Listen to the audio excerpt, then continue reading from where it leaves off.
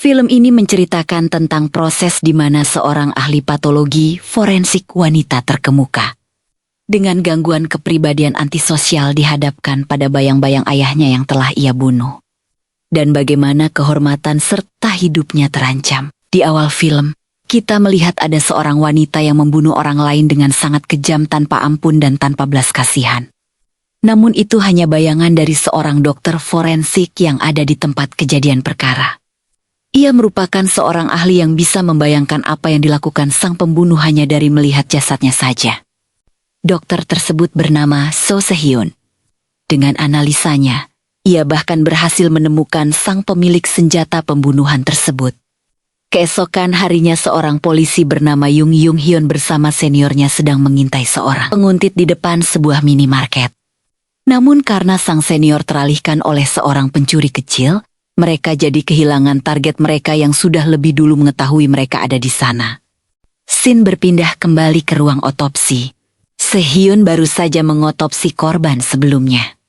Dan ia menutup kembali bekas sayatannya dengan jahitan rapi yang diakhiri dengan sebuah ikatan berbentuk pita yang menjadi ciri khasnya.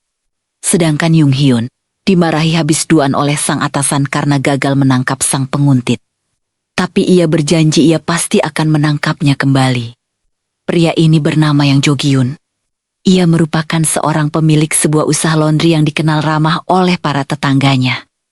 Sedangkan di sisi lain, Jung Hyun mengantarkan anak yang sebelumnya ia tangkap karena mencuri di minimarket.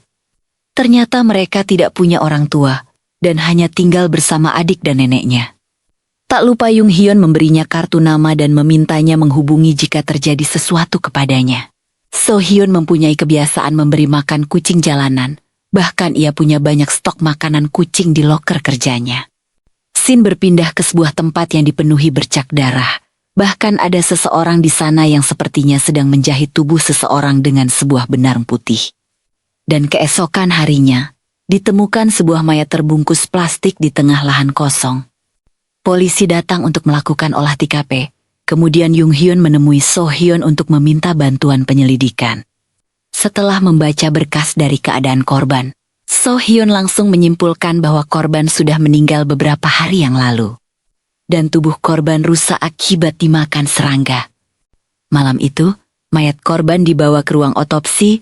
Hyun langsung memulai proses otopsinya. Ada bekas jarum suntik di leher korban. Selain itu lehernya juga patah, organ dalamnya juga tidak ada. Dan ketika tubuhnya dibuka baunya seperti bau cairan Lex. Selain itu, So Hyun juga menemukan sebuah benang yang sepertinya sengaja diletakkan di dalam tubuh korban. Seketika ingatannya seperti tertarik ke sebuah momen di mana seorang anak kecil dengan keadaan yang sangat kucel duduk di pinggir laut dengan wajah tanpa ekspresi. Kemudian gadis kecil itu masuk ke dalam sebuah mobil box dan entah apa yang terjadi. Keesokan harinya, para polisi mendatangi rumah si pemilik laundry untuk mendapatkan info tentang korban. Karena korban ternyata berada di area dekat pemukiman, para polisi juga sangat akrab dengan Jo-gyun, karena memang dia dikenal orang yang ramah dan juga baik. Bahkan mereka sering berkumpul di tempat laundry Jo-gyun jika mereka senggang. Mereka bahkan bercerita bahwa sebenarnya mereka tidak menyukai Jung Hyun sebagai ketua tim baru mereka, hanya karena Jung Hyun masih muda. Jadi mereka sering mencari alasan jika Jung Hyun memerintahkan mereka. So Hyun datang ke TKP untuk menyelidiki secara langsung. Ia mulai membayangkan apa yang dilakukan pelaku kepada korban. Dan ia bisa memastikan bahwa itu bukan pembunuhan pertama sang tersangka. Malam itu, So Hyun dan anak buahnya pulang menggunakan bis, namun di sana mereka malah bertengkar. Karena anak buahnya meminta So Hyun untuk menyetujui tentang perubahan hasil tes seorang atlet yang menggunakan obat terlarang. Namun So Hyun menolak. Meskipun katanya itu perintah dari atasannya, ia tetap tidak akan menutupi kebenarnya.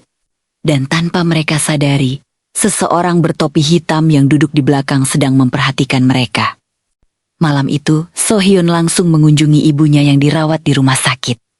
Ia merawatnya dengan sangat hati-hati, karena sepertinya sang ibu sudah cukup parah, bahkan ia tidak mengenali putrinya sendiri. Sedangkan itu, anak buah So Hyun yang baru sampai di rumah tiba-tiba diserang oleh orang yang tidak dikenal. Dan sepertinya dia tidak selamat. Keesokan harinya, Masyarakat dihebohkan dengan munculnya berita pembunuhan sebelumnya. Entah siapa yang membocorkan infonya ke media, tapi yang jelas itu membuat citra kepolisian sangat buruk, karena mereka belum bisa menangkap pelakunya. So Hyun mendapatkan temuan baru dari hasil analisa jamur yang ada di kaki korban, di mana jamur TSB biasanya berasal dari sebuah sikat penggosok lantai, yang kemudian menginginkannya pada sebuah ingatan yang sepertinya alat TSB tidak asing bagi dirinya. Malam harinya, seorang wanita dengan sebuah koper besar berjalan di kegelapan malam. Dan dari koper TSB mengalir darah segar yang jumlahnya tidak sedikit. Dan ternyata dia bukanlah wanita dewasa melainkan seorang gadis kecil.